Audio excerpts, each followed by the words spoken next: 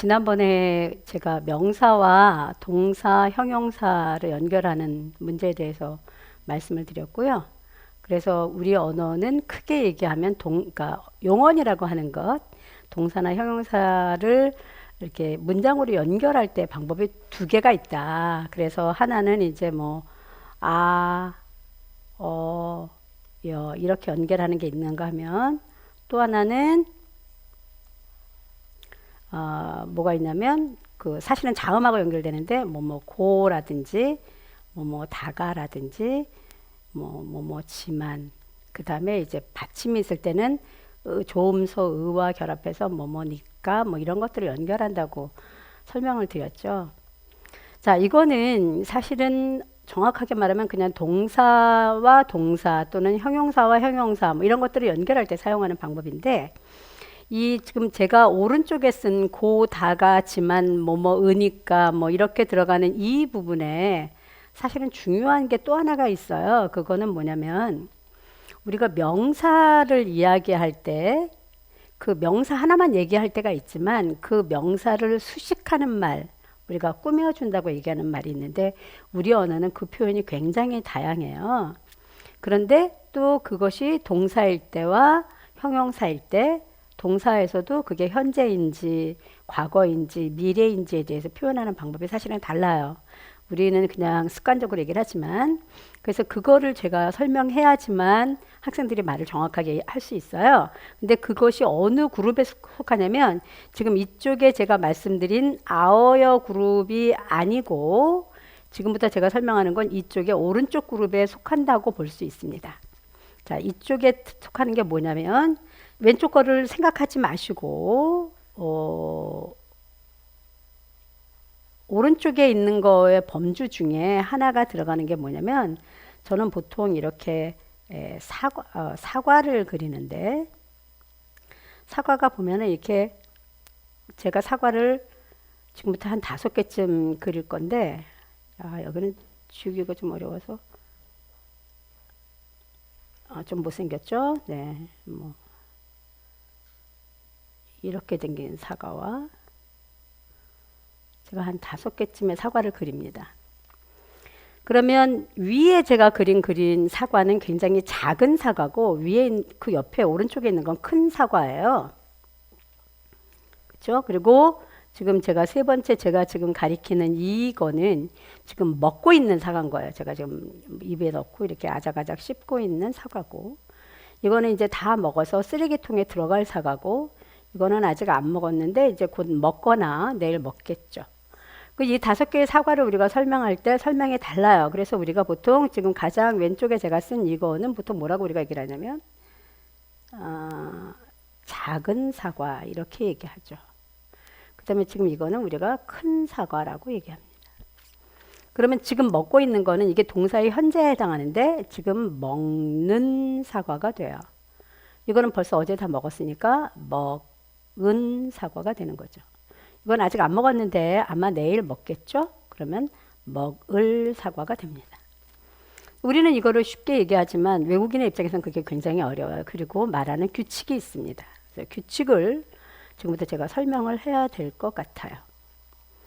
형용사 위에 있는 건 작다와 크다는 형용사인데 결국 형용사는 어떻게 결합하냐면 형용사 어간.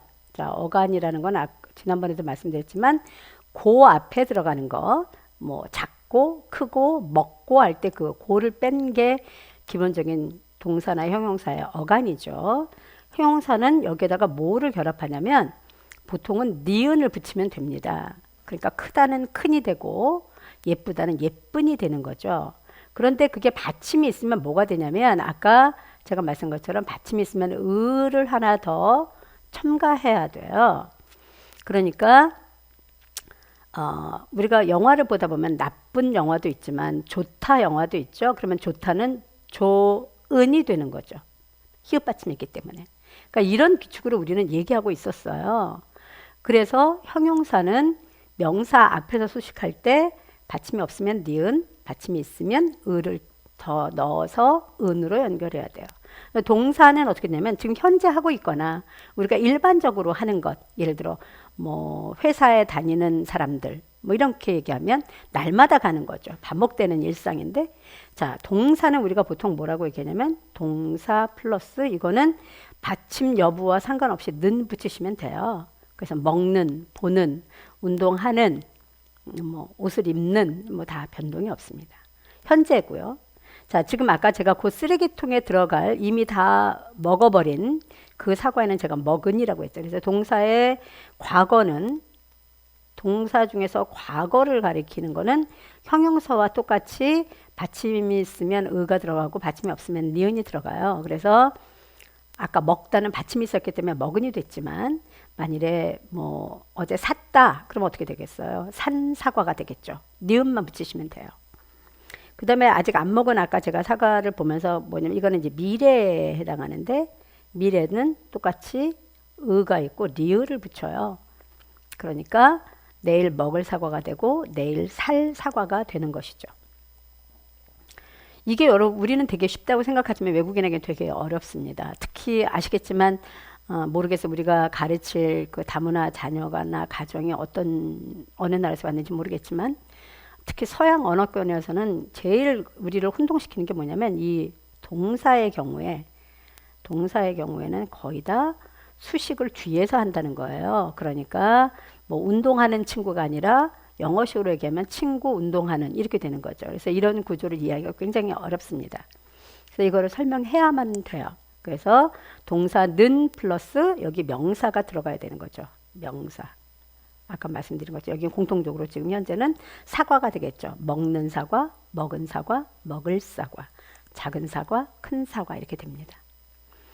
여기까지 제가 설명을 하면 이제 좀 그런가 라고 생각하는데 여기에서 우리가 조금 어려운 게 하나 있어요. 이제 제가 사과 그림은 좀 지울게요.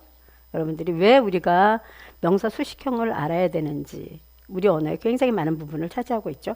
큰 문제가 없는 것 같기는 하지만 약간 헷갈리는 게 하나 있어요. 가장 외국인들이 많이 헷갈리는 거는 우리 언어에 뭐뭐뭐뭐 하다라는 말이에요. 뭐뭐뭐 하다라는 말은 많은 사람들이 동사만 있다고 생각을 하는데 형용사가 생각보다 굉장히 많아요. 그래서 우리가 뭐 일하다라든지 하다는 다 공동이죠. 그 다음에 뭐 운동한다라든지 이런 거는 동사죠. 그런데 우리가 어떤 말을 해요? 똑똑하다라든지 피곤하다 뭐 이런 말들을 하시죠. 이건 형용사입니다. 그러면 이거를 결합할 때 되게 힘든 거예요.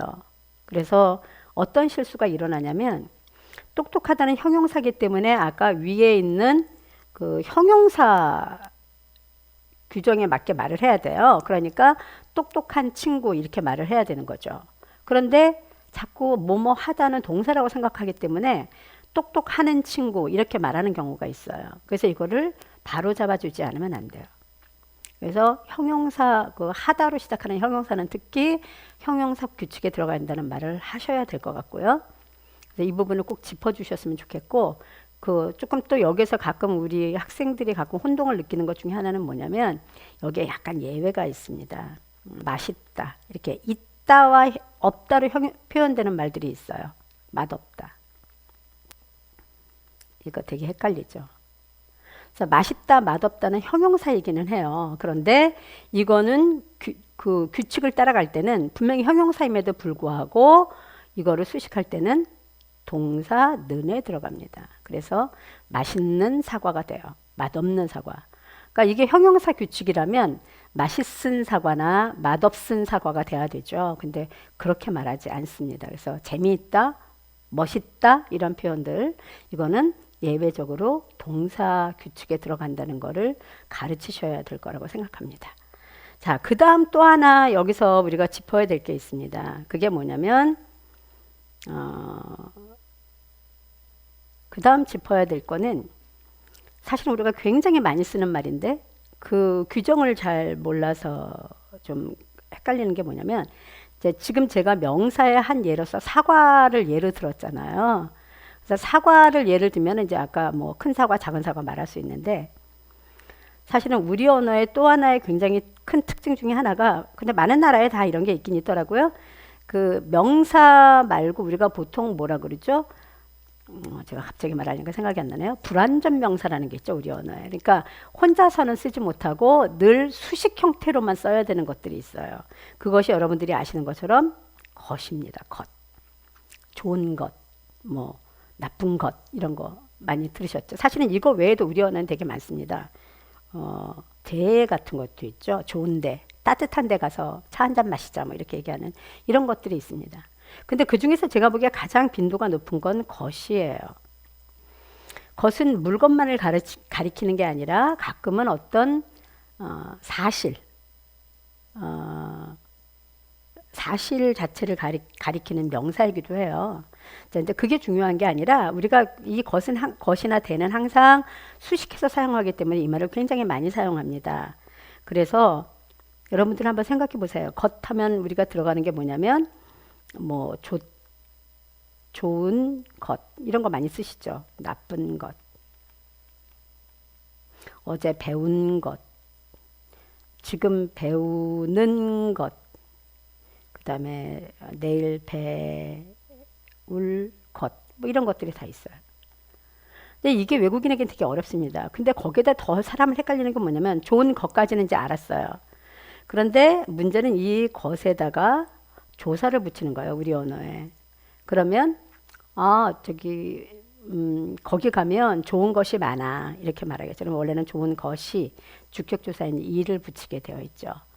그런데 이 좋은 것이 많아 이렇게 우리가 이렇게 다 쓰면 좋은데 이 것이라는 발음이 사실은 시옷 받침 발음이 혀를 계속 위에 붙이고 있어야 되기 때문에 오랫동안 하기가 힘들어요. 좋은 것하고 계속 오랫동안 읽기가 힘드니까 우리도 모르게 우리나라 사람들이 대부분 이거를 거로 발음해요. 좋은 거, 나쁜 거, 배운 거 이렇게 얘기하죠. 이렇게 말을 하고 나서 그 다음에 이와 또 결합을 해야 되잖아요. 조사를. 그러면 이 두 개가 이렇게 결합을 하면 원래대로 하면 거의가 되어야 되는 거죠. 근데 우리는 이걸 거의로 하지 않고 뭐라 그래요? 개라고 해요. 그리고 쓰기를 이렇게 쓰셔야 돼요. 이거를 우리가 가르치지 않으면 학생들이 이렇게 써요. 멍멍하는 개로 써요. 이렇게 쓰면 안 되죠. 그래서 이걸 학생들을 가르쳐. 이게 것이 제일 어려운데 이 것이 뿐만이 아니라 이번에 만일에 여기다가 목적격 조사인 을을 결합한다면 뭐가 될까요? 거슬이 되는데 이걸 줄이면 거을이 되는 거죠. 좋은 거을 샀다. 근데 이걸 또 줄이면 뭐가 돼요? 걸이 돼요. 이걸 가르쳐야 돼요. 하나 더 있어요. 우리 언어에 것에다가 시옷 받침 하나입니다. 은을 하면 원래 거은이죠. 근데 이것도 거로 줄이면 거은이 되죠. 그래서 이걸 다시 줄이면 건이 돼요.